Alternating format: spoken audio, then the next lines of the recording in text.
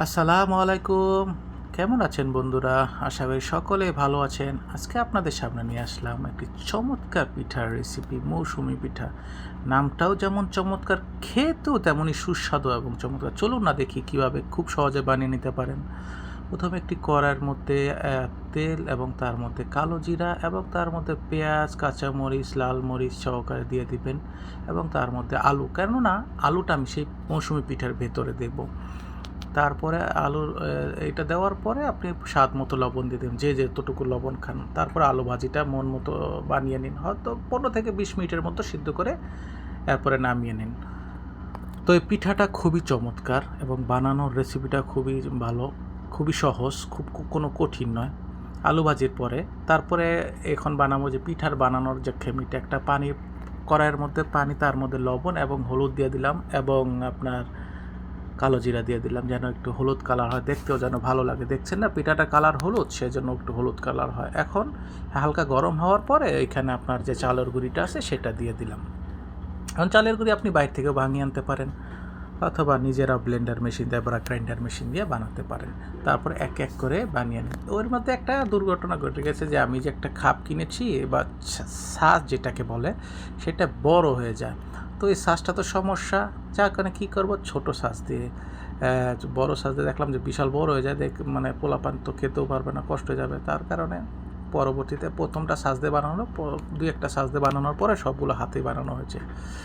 তো এইভাবে এক এক করে যতগুলো খামি আছে সে অনুযায়ী আপনারা পিঠা বানিয়ে নিতে পারেন। আমরা সেইভাবেই বানিয়ে নিলাম। তো এই সুযোগে পিঠা বানানো হোক। তারপরে আপনাদের কাছে এই সুযোগে আমি একটা আর্জিয়া পেশ করতে পারি।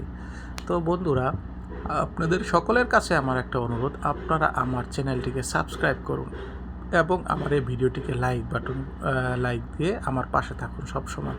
আপনাদের একটি লাইকই আমার পরবর্তীতে ভিডিও বানাতে আগ্রহ যোগাবে। কেননা আপনি যদি একটা লাইক দেন এবং আমার পাশে থাকেন, তাহলে মনে হয় যে আপনাদের জন্য ভিডিও বানানোতে যে আমার যে কষ্টটা হয়, এডিটিং প্লাস আপনার যে রান্নাবান্না করতে যে কষ্টটা হয় আমার টিমের, সকলে সেই কষ্টটা সার্থক হয় যদি আপনাদের কোনো উপকার হয় আমাদের রান্নার দ্বারা, আমাদের দেখানো রেসিপির দ্বারা। তো সেই জন্য আপনারা একটা লাইক বাটন প্রেস করবেন এবং গঠনমূলক কমেন্ট করতে পারেন এবং আমার ভিডিওতে কোনটা আপগ্রেড করা লাগবে বা কোনটা সংযোজন করা লাগবে, বিয়োজন করলে ভালো হয় আপনাদের জন্য, সেটা আমাদের জন্য একটা ফিডব্যাকটা খুবই কার্যকরীভাবে আমাদের উপকার করবে। এবং আমার এই ভিডিও দ্বারা যদি আপনি কোনো সময় উপকৃত হন এবং মজা পান, তাহলে অবশ্যই আপনার বন্ধুদের কাছে এটা শেয়ার করে দিবেন। তো এক এক করে সবগুলো বানানোর পরে তারপরে একটা বানানো যখন হয়ে গেছে, তারপরে তখন ভাজার পালা, যেহেতু মৌসুমিটা ভিজে খেতে হবে। তো একটা কড়াইয়ের মধ্যে প্রথমে তেল নেন পরিমাণ মতো, যেন একটু হালকা বেশি নিয়ে যেন ডুবো তেলে ভাজা যায়।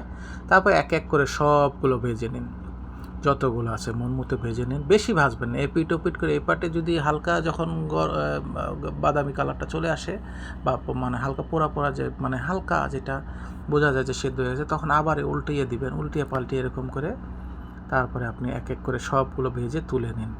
তারপরে গরম গরম চেষ্টা করবেন যে গরম গরম পরিবারের সকলের সাথে উপভোগ করতে। এখন আপনি যদি সস দিয়ে খান, আমার কাছে সস ছিল টমেটো সস, সেই জন্য টমেটো সস দিয়ে খেয়েছি। আপনার কাছে টমেটো সস থাকলে খাবেন। খুবই উপভোগ্য একটা পিঠা। শীতকালে এই পিঠাটার জুড়ি নেই, সবাই চেষ্টা করবেন। ধন্যবাদ।